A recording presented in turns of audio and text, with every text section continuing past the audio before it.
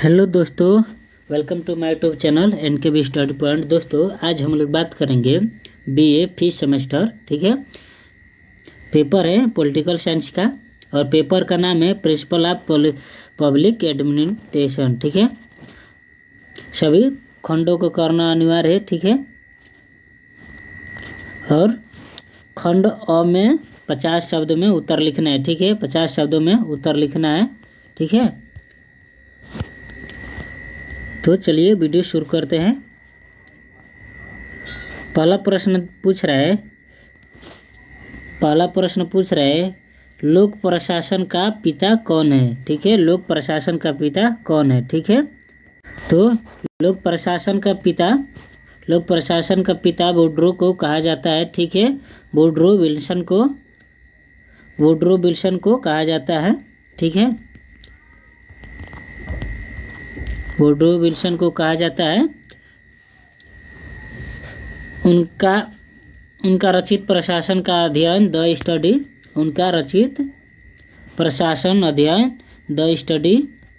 The study of administration नामक लेख के उपरांत हुआ। वुड्रो विल्सन को लोक प्रशासन का जनक माना जाता है। इस लेख में विल्सन ने तर्क दिया कि प्रशासन तथा राजनीतिक के कार्य क्षेत्र भिन्न भिन्न है। ठीक है, बस अगला प्रश्न देखते हैं। अगला प्रश्न पूछ रहा है दूसरा, आदेश की एकता से आप क्या समझते हैं। आदेश की एकता से आप क्या समझते हैं। ठीक है, तो आप लोग लिखेंगे आदेश की एकता का एक पहलू अधीनस्थों को ऐसे आदेश जारी करता है जैसे कि वे आदेश हमारे अपने हो। यह आदेश की एकता का महत्वपूर्ण पहलू है। हमारे जीवन और कार्य अनुभव हमारे सोचने और कार्य करने के तरीकों को आकार देते हैं। ठीक है, इसलिए हम हमेशा अपने वरिष्ठों द्वारा लिए गए निर्णयों को पूरी तरह सहमत नहीं हो सकते। ठीक है, बस इतना ही आप लोग 50 शब्दों में लिख देंगे तो इसका उत्तर हो जाएगा। ठीक है, अगला प्रश्न देखते हैं। अगला प्रश्न पूछ रहा है वित्त विधेयक क्या है। ठीक है, वित्त विधेयक क्या है, तो आप लोग लिखेंगे संविधान के अनुच्छेद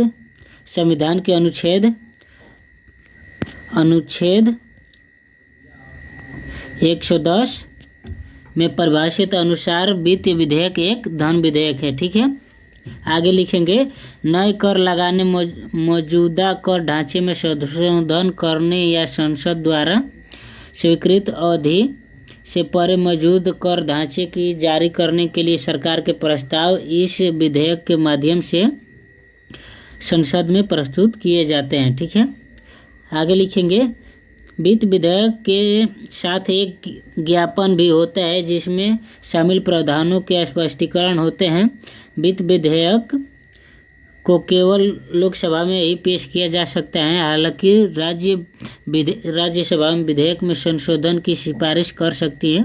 ठीक है, राज्यसभा में विधेयक में संशोधन की सिफारिश कर सकती हैं। विधेयक को संसद द्वारा पेश किए जाने के 75वें दिन के भीतर पारित किया जाना चाहिए। ठीक है, बस आप लोग इतना ही लिखेंगे। ठीक है, अगला प्रश्न पूछ रहा है नियंत्रण एवं महालेखा परीक्षक। ठीक है, नियंत्रण एवं महालेखा परीक्षक। ठीक है, तो इसका आप लोग लिखेंगे भारत के नियंत्रक एवं महालेखा परीक्षक। ठीक है, महापरीक्षक CAG देश के शीर्ष अंकेक्षण निकाय है। यह एक स्वतंत्र प्राधिकरण है जो केंद्र और राज्य सरकारों के खाते और वित्तीय लेन देन की जांच करता है। ठीक है, CAG सार्वजनिक धन के उचित प्रबंधन को सुनिश्चित करने में अहम भूमिका निभाता है। CAG के बारे में सरकार के वित्त का ऑडिट करता है। ठीक है, CAG सरकार के वित्त का ऑडिट करता है। CAG सरकारी स्वामित्व वाले निगमों का वैधानिक लेखा परीक्षक भी है। ठीक है, अगला प्रश्न है, बस आप लोग इतना लिख देंगे तो आप लोग का हो जाएगा। अगला प्रश्न पूछ रहा है पोस्ट कर्व को वर्णित करें। पोस्ट कर्व को वर्णित करें। पोस्ट गर्भ यानी कि पोस्ट कर्व यानी कि POSTCORB, ठीक है। एक संक्षेपीकृत शब्द एक्रोनोमी, ठीक है, एक्रोनोमी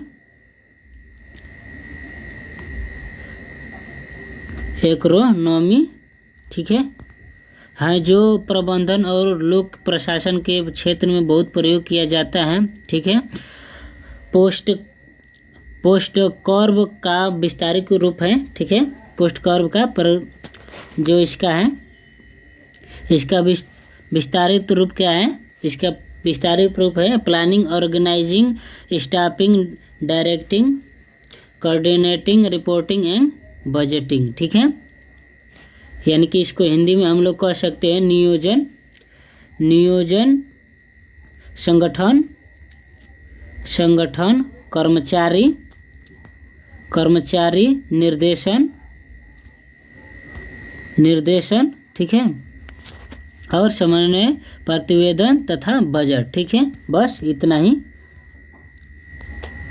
ठीक है, पोस्ट कर्व को वर्णित करेंगे।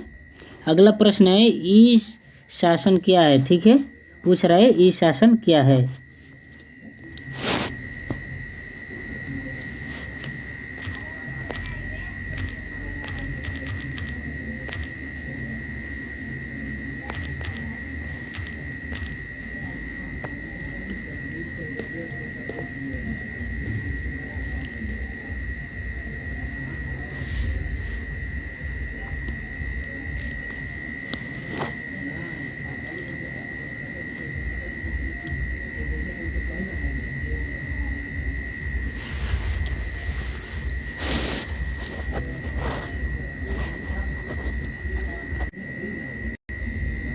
आप लोग लिखेंगे सरकारी सेवाएं प्रदान करने के लिए सूचना एवं संचार प्रौद्योगिकी का उपयोग करना इलेक्ट्रॉनिक शासन या ई गवर्नेंस कहलाता है, ठीक है।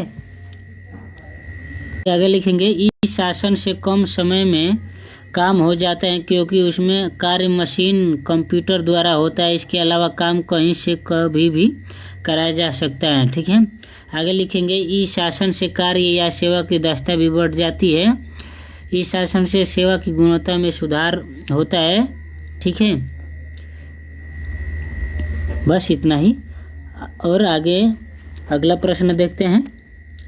अगला प्रश्न है अर्थशास्त्र के लेखक कौन है, ठीक है। अर्थशास्त्र के लेखक कौन है, ठीक है। तो आप सभी लोगों को पता होगा कि अर्थशास्त्र के लेखक आचार्य चाणक्य यानी कि कौटिल्य जी को अर्थशास्त्र ग्रंथ के रचयिता थे या उनको ही लेखक कहा जाता है, ठीक है। अर्थशास्त्र कौटिल्य यानी कि चाणक्य द्वारा रचित संस्कृत का एक ग्रंथ है। इसमें राज्य व्यवस्था, कृषि, न्याय एवं राजनीतिक आदि के विभिन्न पहलुओं पर विचार किया गया है। अपने तरह का राज्य प्रबंधन विषयक यानी कि यह प्राचीनतम ग्रंथ है। इसकी शैली उपदेशात्मक और शालात्मक है, ठीक है। यह प्राचीन राजनीति का प्रसिद्ध ग्रंथ है। आगे देखेंगे। अगला पूछ रहा है नवीनतम निरंकुशता क्या है। नवीन निरंकुशता क्या है, ठीक है। लिखेंगे नई निरंकुशता या द न्यू डिस्पोजिटम इंग्लैंड के लॉर्ड चीफ जस्टिस लॉर्ड हेवार्ट द्वारा लिखी गई एक किताब है। इसे 1929 में प्रकाशित किया गया था। इस किताब में लॉर्ड हेबार्ट ने नई निरंकुशता का वर्णन इस तरह किया है कि संसद को अधीनस्थ करना, न्यायालयों से बचना, कार्यपालिका की इच्छा या सनक को निरंकुश और सर्वोच्च बनाना। निरंकुशता एक ऐसी सरकार होती है जिसमें सत्ता एक शासक ही या छोटे समूह के हाथों में होती है। निरंकुशता को अक्सर नकारात्मक रूप में दिखाया जाता है, लेकिन यह हमें हमेशा भ्रष्ट नहीं होती। निरंकुशता के राजा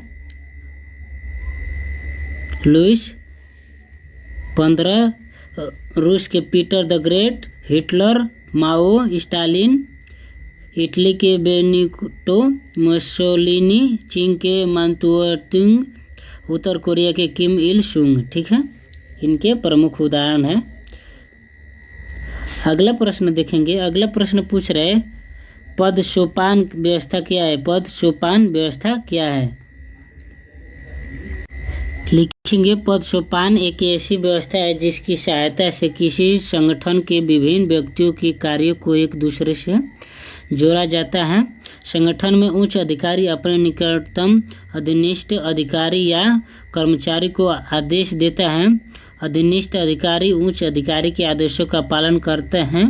ठीक है, निम्न अधिकारी अपने निकटतम अधिकारी को आदेश दे सकता है। ठीक है, बस इतना ही आप लोग लिखेंगे और अच्छे हेड राइटिंग में लिखेंगे तो अच्छे नंबर आएंगे। ठीक है,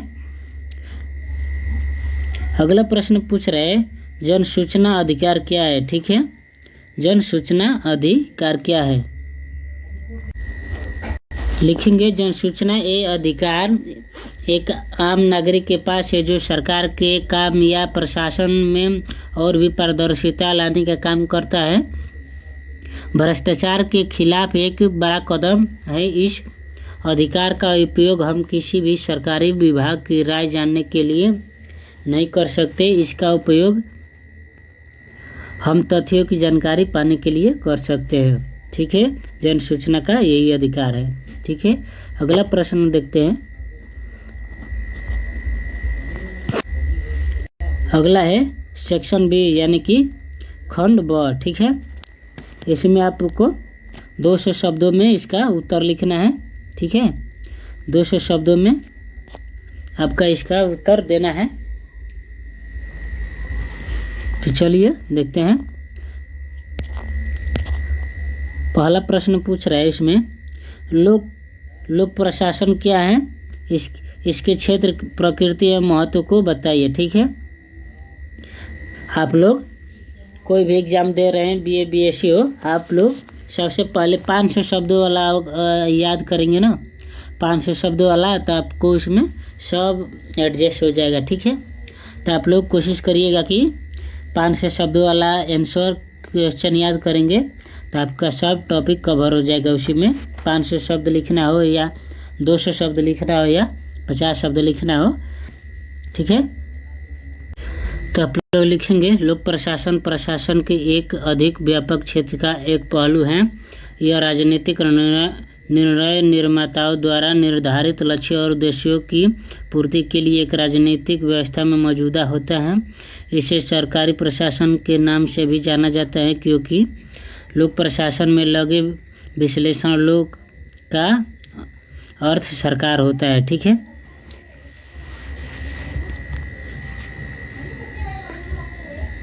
हम 200 शब्द नहीं बता सकते हैं पूरा आपको। ठीक है, क्योंकि वीडियो बहुत लंबी हो जाएगी, तो आप लोग अपने से पढ़ लीजिएगा। ठीक है, ये मोस्ट, तो आप लोग लोक प्रशासन वाला पढ़ लीजिएगा टॉपिक, क्योंकि ये मोस्ट इम्पोर्टेंट है। ठीक है, लोक प्रशासन वाला मोस्ट इम्पोर्टेंट है टॉपिक, तो आप लोग इसको पढ़ लीजिएगा। ठीक है, अगला प्रश्न पूछ रहे हैं पोस्ट कर्व दृष्टिकोण का विश्लेषण कीजिए। ठीक है, इसको भी पढ़ लीजिएगा क्योंकि ये भी इम्पोर्टेंट है। ठीक है, ये भी इम्पोर्टेंट है। ठीक है, तो आप लोग इसको भी पढ़ लीजिएगा पूरा टॉपिक। ठीक है, अगला प्रश्न पूछ रहे हैं, देखिए पूछ रहे हैं लोक प्रशासन के विकास के विभिन्न चरणों की व्याख्या कीजिए। ठीक है, आप लोग लोक प्रशासन पढ़ेंगे तो आपको उसी में सब टॉपिक कवर हो जाएंगे। ठीक है, अगला प्रश्न पूछ रहा है, देखिए उसी वही है जो ऊपर पूछा गया है। 50 शब्दों में पूछ रहा है नवीन लोक प्रशासन से आप क्या समझते हैं। ठीक है, इसको 200 शब्दों में लिखना है। ठीक है, और अगला प्रश्न पूछ रहा है वैज्ञानिक प्रबंधन सिद्धांत से आप क्या समझते हैं। ठीक है, इसकी प्रमुख विशेषताओं को बताइए। ठीक है, तो आप लोग इसको भी पढ़ लीजिएगा। ठीक है, इसको भी पढ़ लीजिएगा क्योंकि ये भी इम्पोर्टेंट है, हर साल पूछता है। अगला प्रश्न पूछ रहा है संसद द्वारा प्रशासन पर नियंत्रण को बताइए। ठीक है, इसको भी पढ़ लीजिएगा। अगला प्रश्न पूछ रहे हैं मुख्य कार्यपालिका को परिभाषित करते हुए इसकी प्रमुख विशेषताएं। ठीक है, आप लोग भी इसको पढ़ लीजिएगा, ये भी पूछता है। ठीक है, अगला प्रश्न पूछ रहा है नवीन लोक प्रशासन पर टिप्पणी लिखे। ठीक है, आप लोग जितना लोक प्रशासन का है और नवीन वाला उसको पढ़ लेंगे तो आपका सब टॉपिक उसी में कवर हो जाएगा। ठीक है, अगला प्रश्न पूछ रहे हैं सेक्शन सी से, यानी कि खंड 100 से 500 शब्दों में लिखना है। ठीक है, आप लोगों को पूछ रहे हैं संगठन से आप क्या समझते हैं, इसकी प्रमुख विशेषताओं का वर्णन कीजिए। ठीक है, अगला प्रश्न पूछ रहा है सूत्र एवं स्टाफ को परिभाषित करते हुए उनके मध्य तनाव के बिंदुओं को रेखांकित कीजिए। ये भी देख लीजिएगा और पढ़ लीजिएगा। ठीक है, अगला पूछ रहा है मैक्स वेबर के नौकरशाही सिद्धांत की व्याख्या कीजिए। मैक्स वेबर और नौकरशाही। ठीक है, ये भी इम्पोर्टेंट है, ये भी इम्पोर्टेंट क्वेश्चन है, आप लोग इसको भी देख लीजिएगा। ठीक है, और अगला प्रश्न पूछ रहे हैं वित्त विधेयक और धन विधेयक में अंतर बताइए। ठीक है, तो आप लोग वित्त विधेयक और धन विधेयक भी पढ़ लीजिएगा, क्योंकि इसको भी 200 शब्दों या 500 शब्दों में पूछेगा ही पूछेगा। ठीक है, 200 या 500 शब्दों में पूछेगा ही पूछेगा। तो आप लोग इतना बस तैयार कर लेंगे तो आपका काम बहुत आसानी से हो जाएगा और आपको अच्छा नंबर भी मिल जाएंगे। ठीक है, तो आप लोग हेडिंग मान लीजिए कि ये क्वेश्चन है, ये क्वेश्चन को पूरा ऐसे अंडरलाइन करके और ऐसे करके लिखिएगा। ठीक है, अगर वीडियो अच्छी लगे तो लाइक सब्सक्राइब जरूर कीजिएगा दोस्तों। जय हिंद।